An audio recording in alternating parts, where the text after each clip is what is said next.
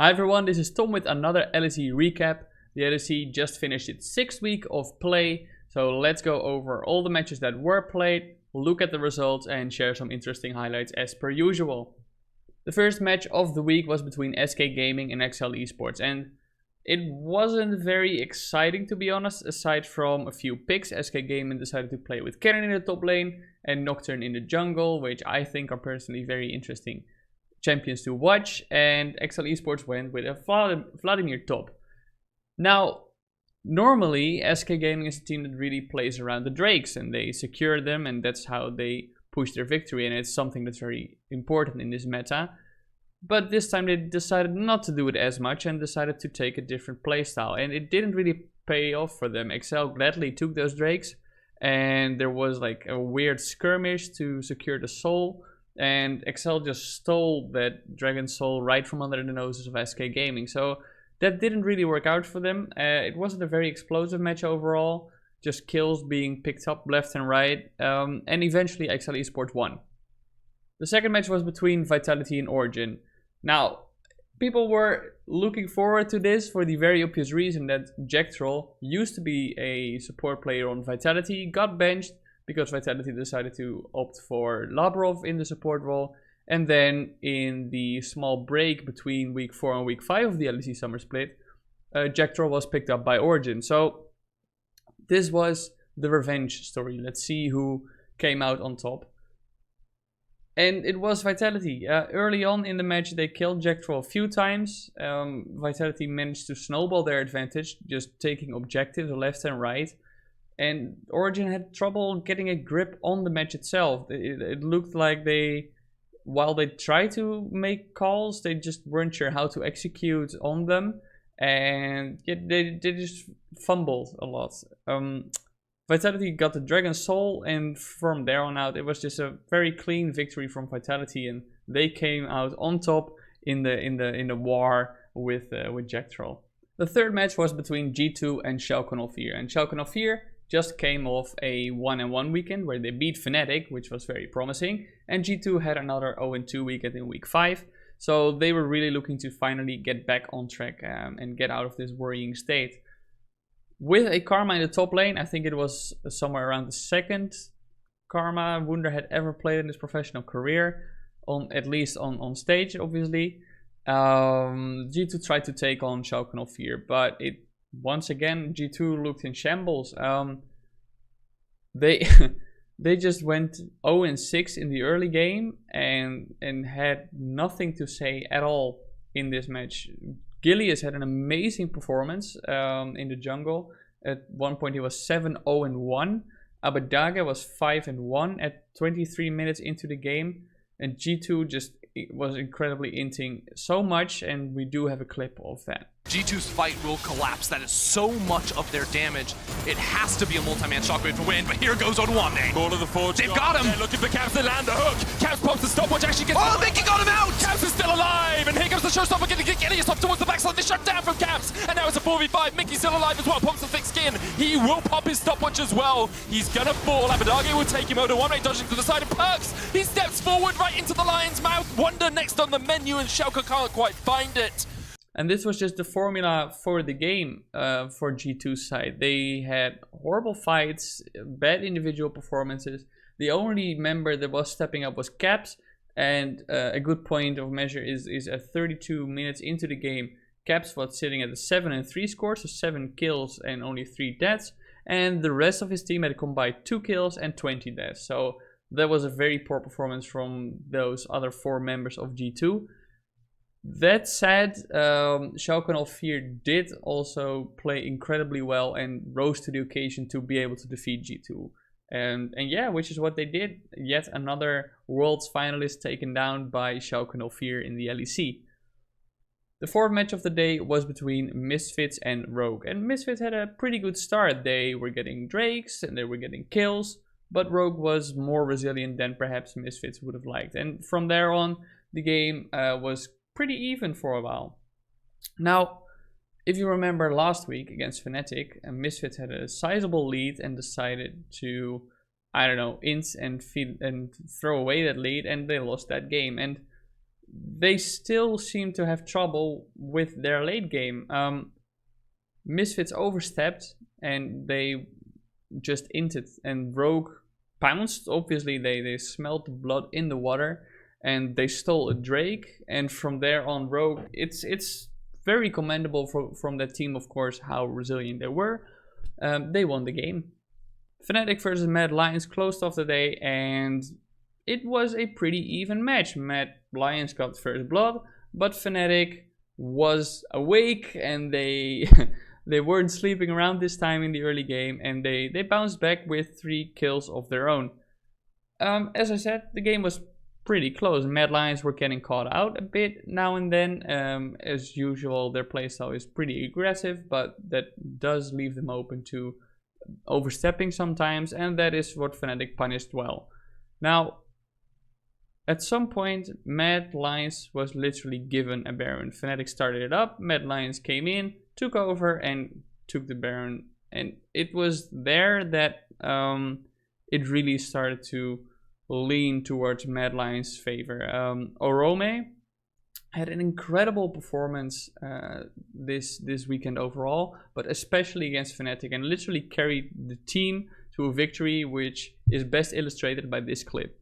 They don't have Ezreal all this time around, but it is on the way for Carzzy. He has been landing the Qs, he's been getting that cooldown lower and lower, but this is the trade. If they can take this Baron away, if they can contest this Baron, if they can stop it, it will be positive overall for Fnatic. But now, they're all trapped in the pit, and Orome's looking for his time to go in. He's waiting for Rage to stack up.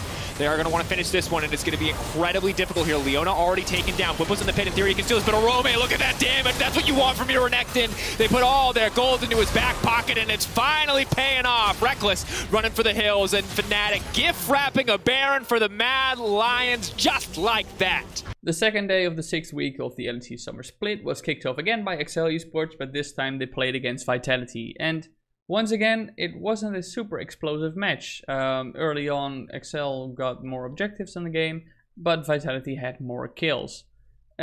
Teams were dancing around a little, maybe scared to commit to the fights. And this led to a bit of a lull state every now and then. It was the teams were just doing their thing, walking around the map, and not really going for many engages. But slowly but surely, XL pushed Vitality out of the game. Patrick on the Aphelios had an especially great performance, going 5-0 at 30 minutes, which was by far the highest kill score in the game at that moment. And yeah, with the Baron eventually, XL just pushed Vitality more out of the game, securing a victory. As I said, it wasn't a super explosive match, but still pretty good job by XL on getting that win. Then we had Misfits versus Shogun of Fear, and yeah, Shogun of Fear by now has this name of a Kingslayer by defeating G2 and Fnatic, even though they are looking shaky themselves this split so far.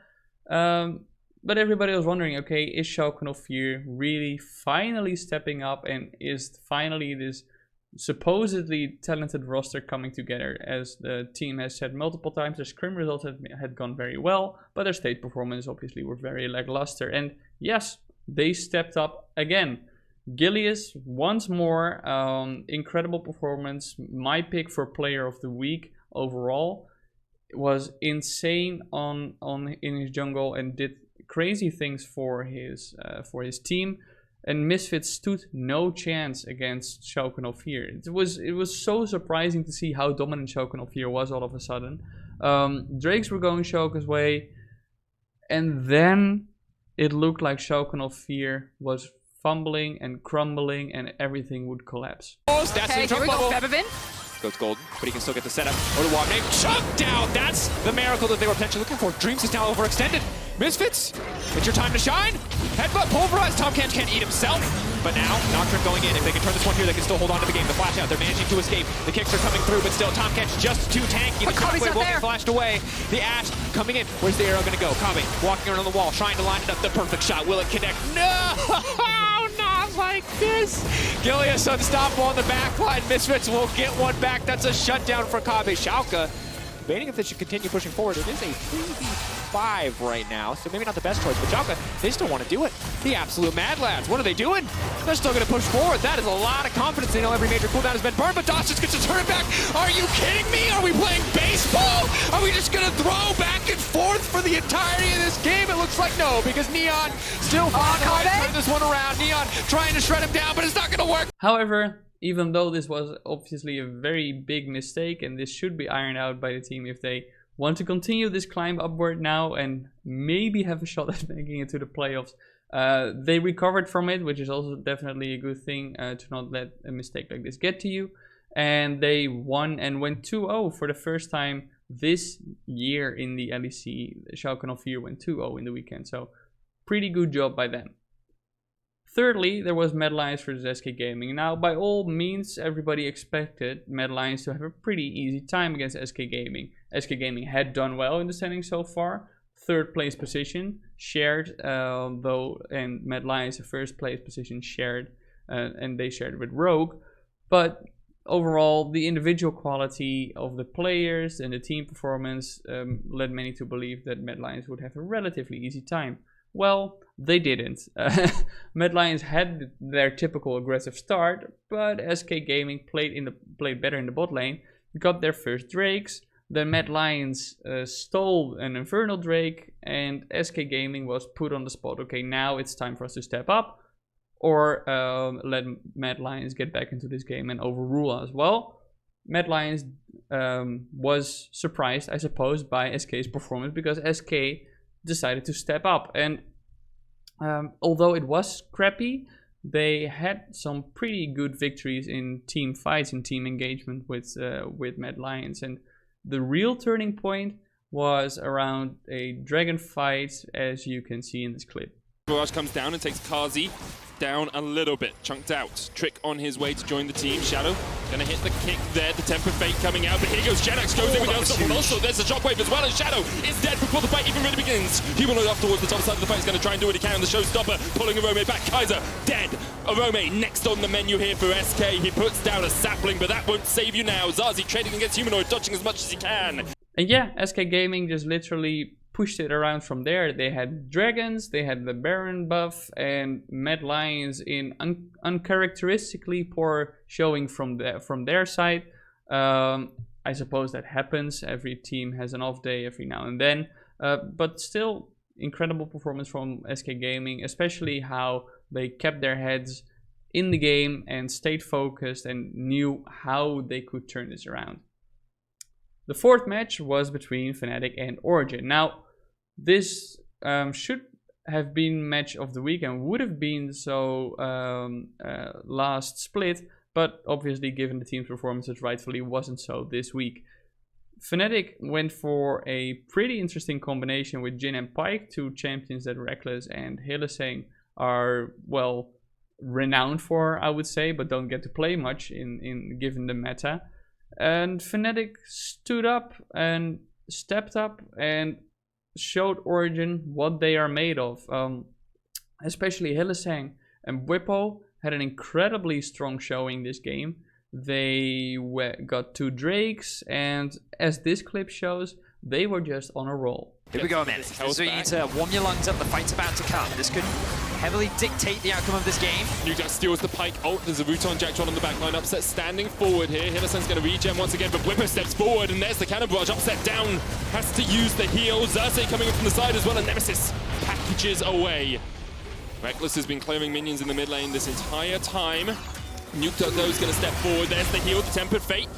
On to Bwipo. Reckless stepping back. Curtain call. Looking to make this curtains for Origen. Nukeduck the first on the menu. He's sliding those shots around the Alphari, and now Alphari goes down for the double. And as I said earlier, Bwipo had an incredible performance, definitely stepped up massively. At 25 minutes, he was sitting at an 8-1 score already on his gangplank. Very strong showing from him, and overall Fnatic was just incredibly strong. When the game ended at around 31 minutes, they had a 22-7 score, with notably Bwipo ending at a 10-1 score, and Nemesis with a 5-0 score on his core key. So yeah, I wouldn't say Fnatic is back quite yet, because it takes longer for teams to really find their groove, but this just showed how well Fnatic can play and what they are made of. The match of the week then, to round things up, was between G2 and Rogue. Now, Rogue on top of the standings, but people were questioning them a little bit. Are they really as good as their standings show, or are they just a product of the meta? Now, this match against G2 really could have proved something for them had they won. I'm maybe teasing it a little bit, but they had a rough time in the end. Rogue started off pretty well. They had a very interesting lane swap where Hanzama and Fender went to the top lane and tried to farm Hanzama some gold to get him to those important items on the Aphelios quicker. And it was a bit of a clown fiesta early on. G2 tried to dive bot on Finn, who was there as a result of the role swap, but clumsily they just gave away the first blood. So that didn't work out for G2, but they didn't just stop there. There were more dives bot, and it was a back and forth. Nobody knew what was happening. Already the game was definitely living up to the hype.